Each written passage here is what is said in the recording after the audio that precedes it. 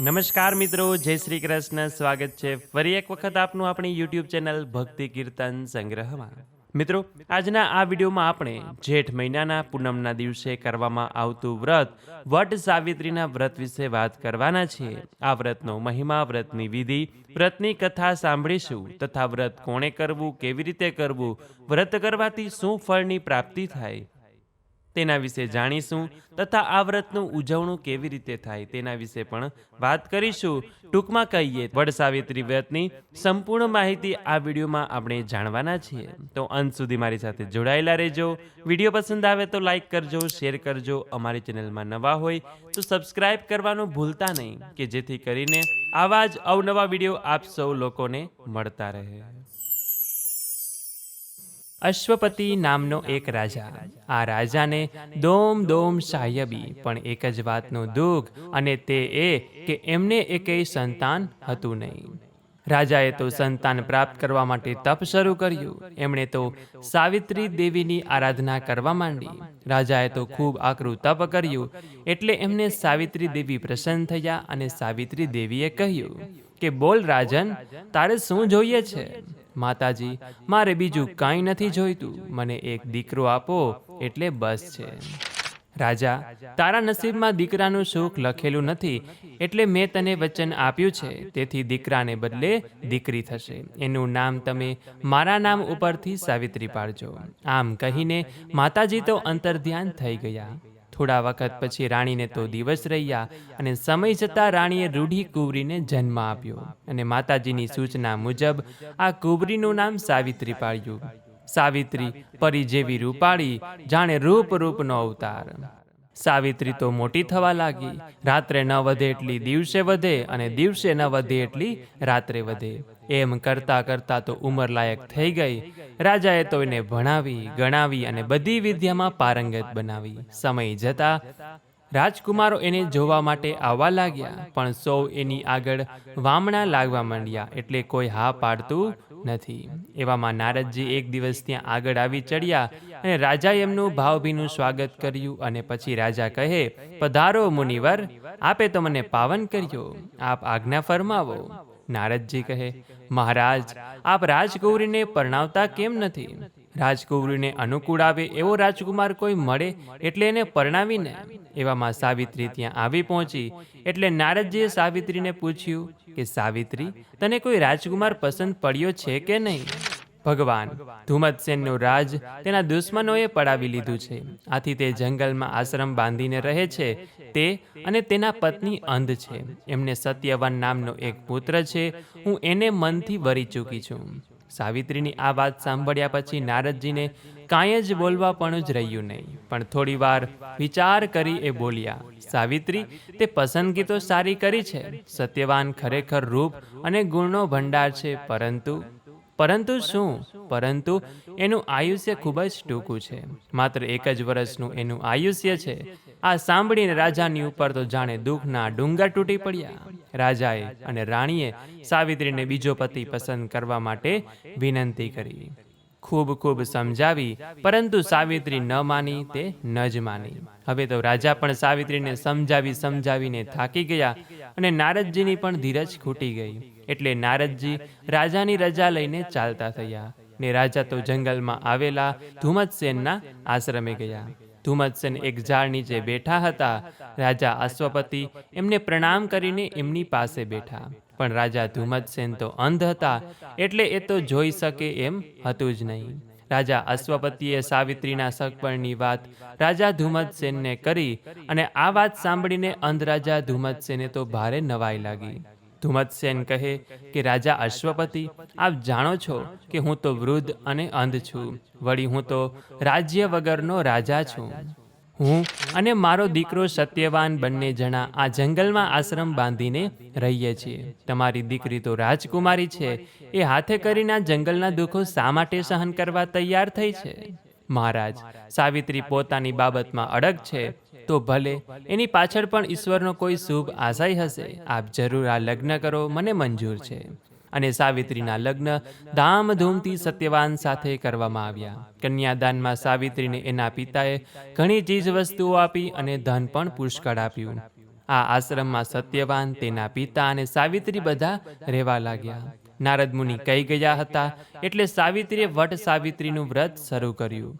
આ વ્રત 3 દિવસ ચાલ્યું અને ચોથે દિવસે પૂરું થયું. નારદ મુનિના કહેવા પ્રમાણે સત્યવાનના મૃત્યુ આડા હવે 3 દિવસ બાકી રહ્યા હતા. જેમ જેમ સત્યવાનની મૃત્યુની ઘડી નજીક આવવા લાગી તેમ તેમ સાવિત્રી વધુને વધુ અડગ થવા લાગી. અંતે ચોથો ને છેલ્લો દિવસ આવી પહોંચ્યો અને એ દિવસે સાવિત્રીએ સાવિત્રી દેવીનું ધ્યાન ધર્યું. પછી બંને જણા તૈયાર થયા અને ખંભે કુહાડી લઈ વનમાં લાકડા કાપવા માટે સત્યવાનને સાવિત્રી આશ્રમ છોડીને રવાના થયા. પોતે જાણતી હતી કે આજે પોતાના સ્વામીનું મોત છે એટલે તે સત્યવાનને જરાય અળગો મૂકવા ઈચ્છતી નહોતી. બાકી એને કહી શકાય એમ તો હતું જ નહીં.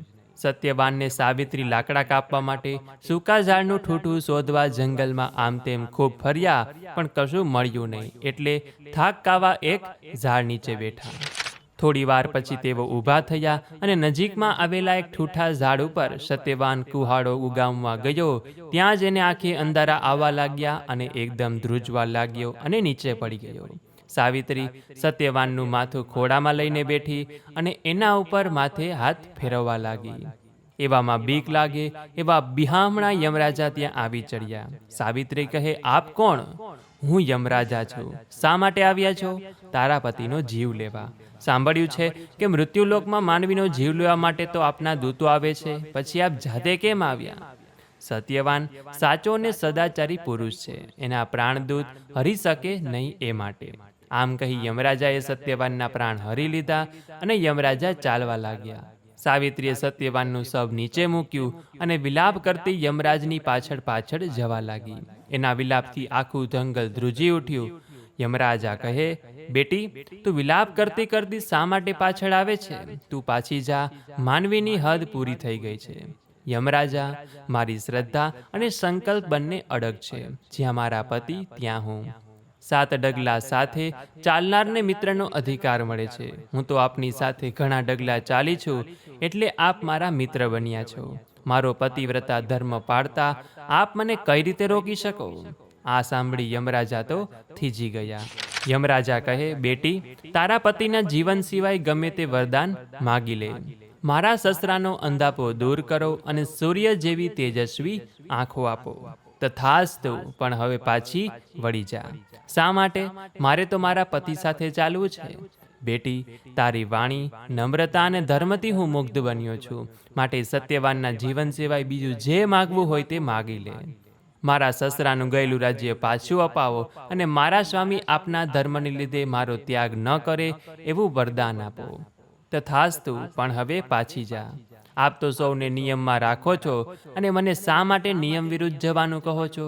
શું મારા પતિ સાથે આવવાનો મારો નિયમ નથી? સાવિત્રી, તારી તર્ક બુદ્ધિ વાણીએ તો મને વચનથી જ બાંધી લીધો છે. તારા પતિના જીવન સિવાય ગમે તે માગી લે. મારા પિતા અશ્વપતિ છે, એમને એકેય પુત્ર નથી. મને સ્વપુત્ર થાય એવું વરદાન આપો. તથાસ્તુ, પણ હવે પાછી વળ. પણ યમરાજા, હું કેવી રીતે પાછી વળું? મારા પતિ વગર મને સોપુત્ર કેવી રીતે થાય? અને સતી સ્ત્રીને તો એક જ પતિ હોય છે. સાવિત્રી, તે તો ખરેખર તારી બુદ્ધિ ચાતુરી અને તર્કયુક્ત વાણીથી મને હરાવ્યો છે. તથાસ્તુ, જા, તને તારો પતિ પાછો આપું છું. એને 400 વર્ષનું આયુષ્ય પણ આપું છું. અને આમ યમરાજા ખાલી હાથે પાછા ગયા. સત્યવાન જીવતો થયો ને સાવિત્રી સુખી થઈ ગઈ.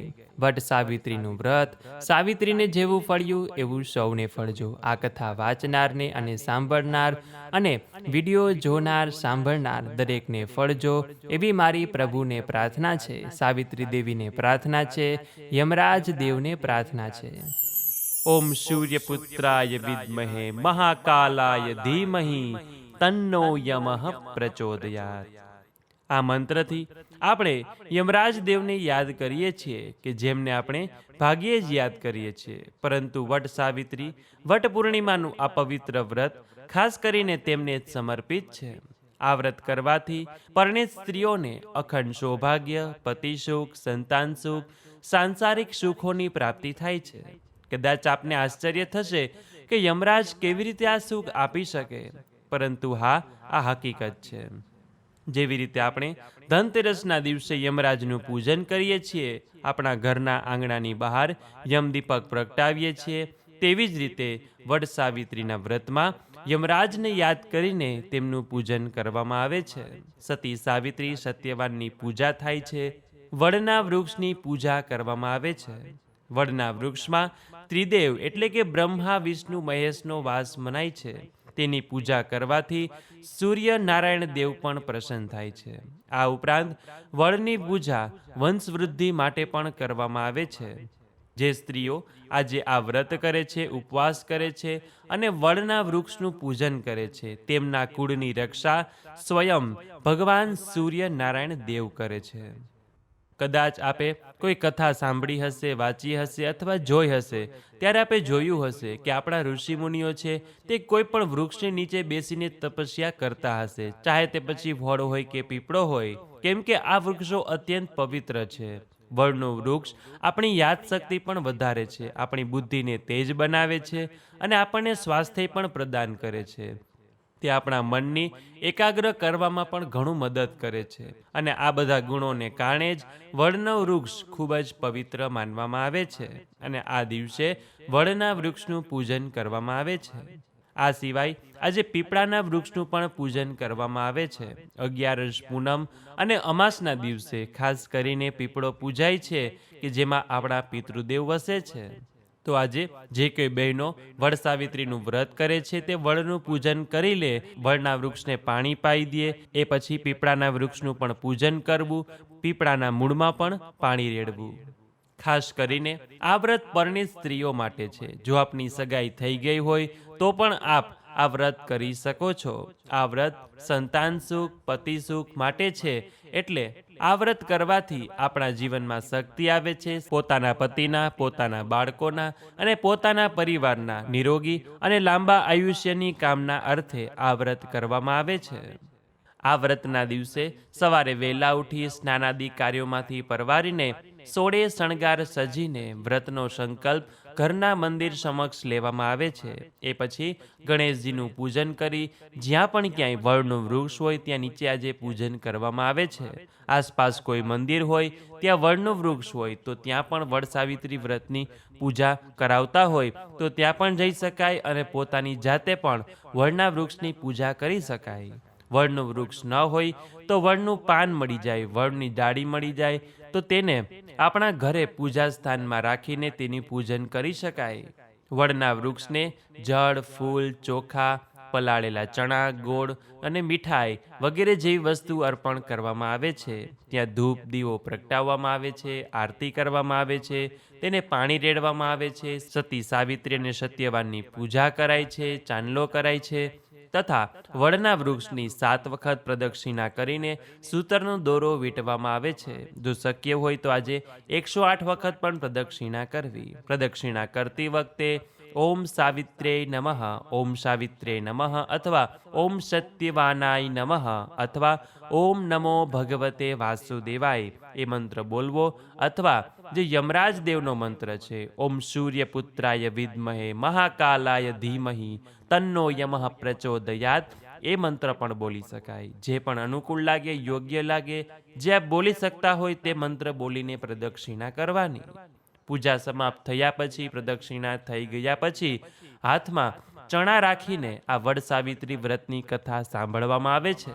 જેમની પાસે પણ આજે આપણે કથા સાંભળીએ છીએ તે કથા સાંભળી લીધા પછી યથાશક્તિ દાન દક્ષિણા આપવાની.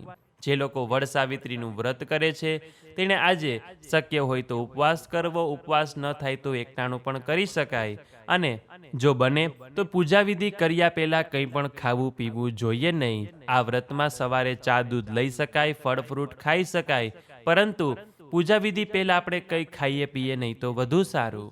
પૂજા વિધિ કરી લીધા પછી ઘરે આવીને આપ ચા દૂધ પી શકો છો અને એકટાણું પણ બપોરે કરવા કરતાં રાત્રે ચંદ્ર દર્શન કરીને કરીએ છીએ તો વધુ ઉત્તમ છે. આ વ્રત સૌભાગ્યના આશીર્વાદ આપે છે, દાંપત્ય જીવનમાં ખુશી લાવે છે, કંકાશ કલેશ સંતાપને નાશ કરે છે. આ વ્રત કરવાથી સ્ત્રીઓની કુંડળીમાં સૂર્ય ગ્રહ અને મંગળ ગ્રહ મજબૂત થાય છે. કેમ કે વડનું વૃક્ષ મંગળનું પ્રતીક છે અને મંગળની પૂજા કરવાથી જીવનમાં શુભતા આવે છે. સ્ત્રીઓના શરીરને ઘણી શક્તિની જરૂર હોય, ખાસ કરીને લગ્ન પછી અને સંતાન પ્રાપ્તિ દરમિયાન.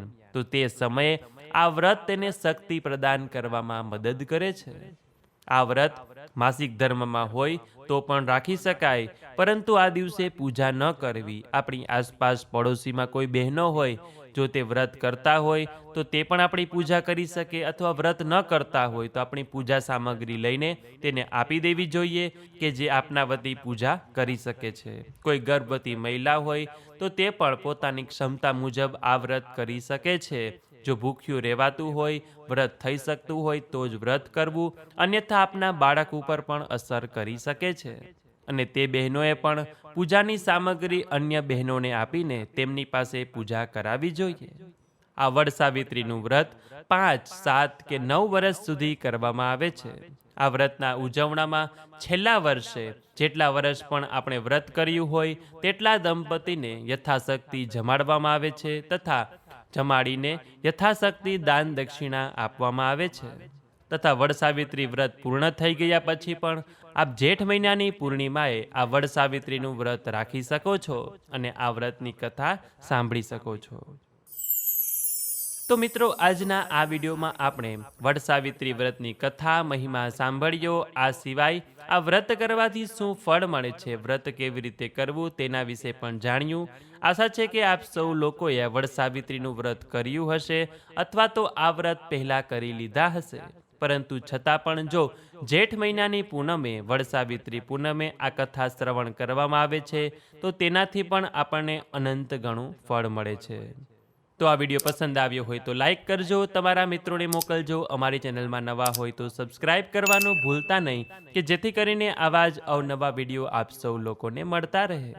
તો આ સાથે હવે મને રજા આપો. મળીશું ફરીથી એક નવા વિડીયોમાં. ત્યાં સુધી આપ સૌ લોકોને અમારી ચેનલના જય શ્રી કૃષ્ણ. ધન્યવાદ. મારી સાથે જોડાઈ રહેવા બદલ આપ સૌ લોકોનો ખૂબ ખૂબ આભાર.